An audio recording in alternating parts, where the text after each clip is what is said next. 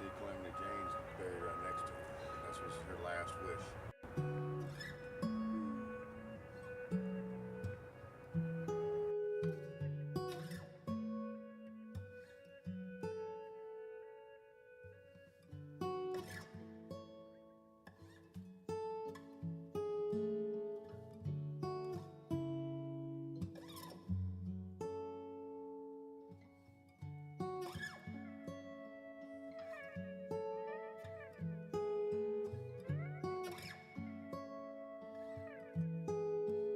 You breaking the law? No. I got you on video. It was your idea.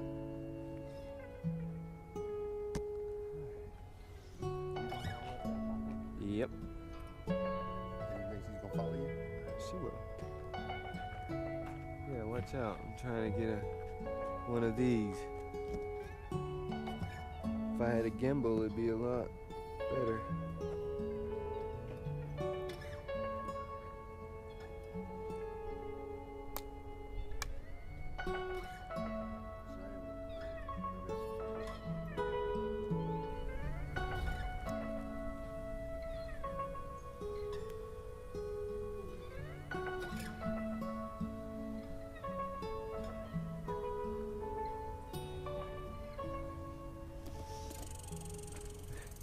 What's up, guys? Guess where we are? We are at the old cemetery, hiking up to the tip top. You should have told him the name. Why would you just say the old cemetery? I don't know what the cemetery is called. Well, it's a famous cemetery. You better find out. It's the cemetery where Wild Bill and Calamity Jane are buried. I already put this in a video last year. So? Oh, there goes another woodchuck. There's woodchucks all over. Oh, he's so fat. Where'd he go? He went around the tree. Oh, dang it. Dad and Shy can't do these hills, so they went to find something else to do. So we just walking around the cemetery, trying to get some cool shots. Pretty rad. All the stones are covered in rocks. Yeah, here's...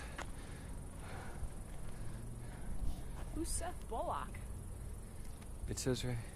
No, it doesn't. It says up there, maybe. Why didn't I learn about these people? Don't know. I'm going to his grave. Last time I went by myself, but June's here this time. So here we go.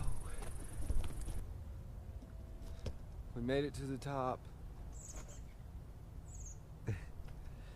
We've been resting a while because June kept asking me what this guy was even up here for, and I have no idea.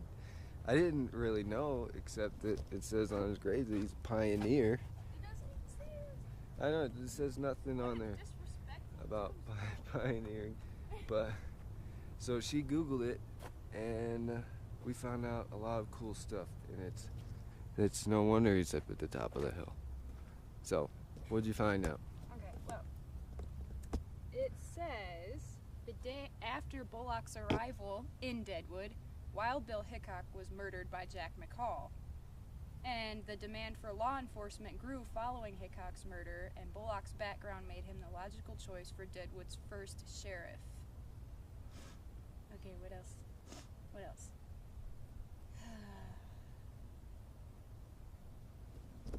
First sheriff of this place.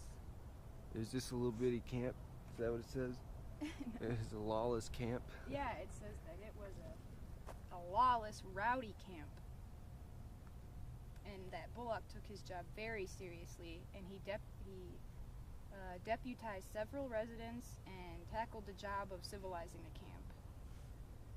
Despite a reputation for fearlessness and an uncompromising nature, Bullock managed the task without killing anybody. So that's pretty impressive. Nice. So this guy was pretty much a bad mofo. These towns were there all the way back then. Spearfish, Sturgis, and Cluster. All the way back in what years? 1881. Dang. These towns are old. But they're still tiny. This one is so tiny. You can see the whole town from here. It starts here and it goes there. It says that Bullock met Theodore Roosevelt then, a deputy sheriff from Medora, North Dakota, in 1884. The two became lifelong friends. Roosevelt later saying of Bullock, "Seth Bullock is a true Westerner, the finest type of frontiersman." Bullock's friendship with Roosevelt led to his becoming a captain of Troop A in Grigsby's Cowboy Regiment. This was another volunteer cavalry regiment which Congress authorized in the spring of 1898. Although the troop never left training camp in Louisiana before the war ended, Bullock still earned the rank of captain. When Roosevelt became vice president under President William McKinley, he appointed Bullock as the first forest supervisor of the Black Hills Reserve. This guy was pretty important. Yeah. He says he's like 700 feet from the cemetery up this mountain. What's this mountain called? What is it called? Mount Moriah Cemetery. Okay. I mean, I didn't even read the part where he helped make Yellowstone. I don't know where that was either. Oh. Well, this guy helped establish Yellowstone National Park, and he's a pretty important guy.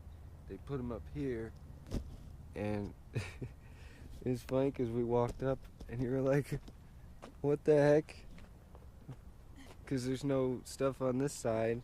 We had to walk around. I don't know what that is. We had to walk around to this side to see, and that's because he's looking at this mountain over there. What's that mountain called? That mountain is called... Oh, crap. I gotta scroll back up to that paragraph, sorry.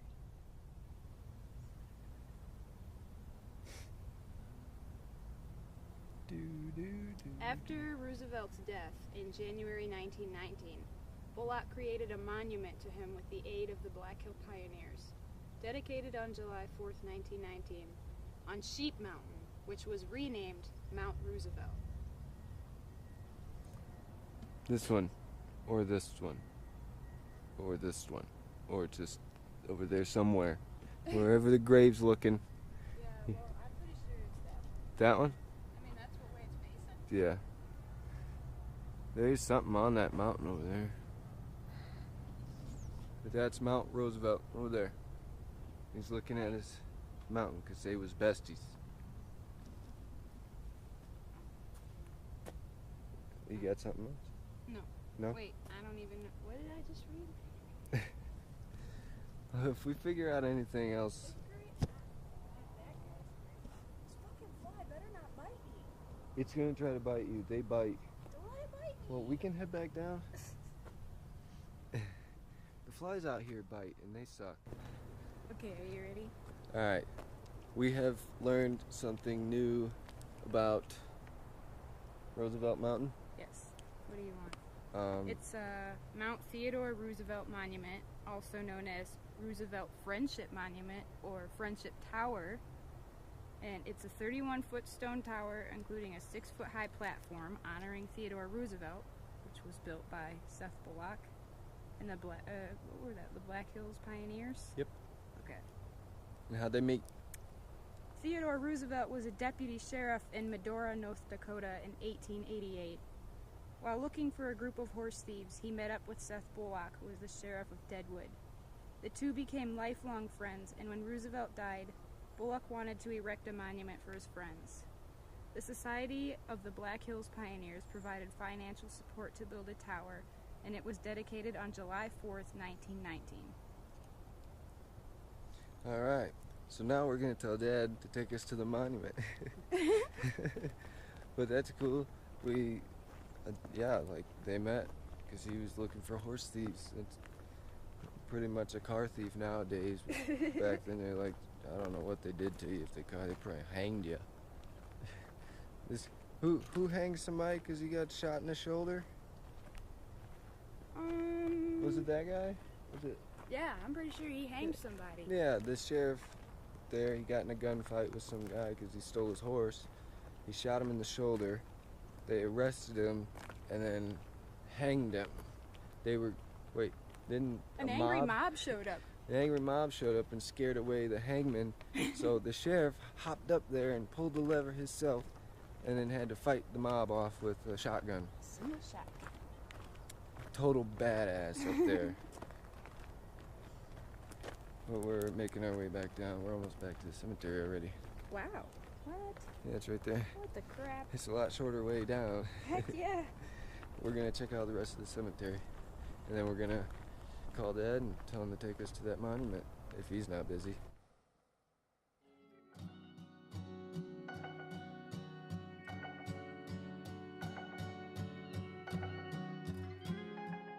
Smith left a note on his cabin door after his Deadwood service saying, "Gone to Crook City to preach, and if God is willing, we'll be back at 3 o'clock. Friends concerned about the danger of Indians or thieves had warned Smith against walking alone and unarmed, but he is remembered as replying, "The Bible is my protection. It has never failed me yet." Unfortunately, Smith was murdered as he walked to Crook City. His body was found alongside the road by a local resident. The exact location no longer remembered. He had not been robbed, causing his death to be generally attributed to Indians, although some still believed he was killed by thieves.